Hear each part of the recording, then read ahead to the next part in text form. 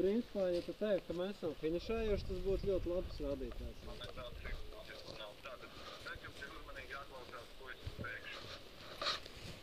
Tā, vēl nē, tūlīt tas mēs saspriedzinām ausis, Arvīts klausās arī, un Lilija klausās, un Eglītis var atpūsties. Klausamies. Uzdevums ir tāds.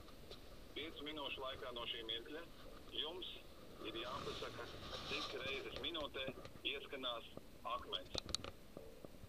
Par katru nepareizo sitienu minūtē jūs zaudējat 1 eiro.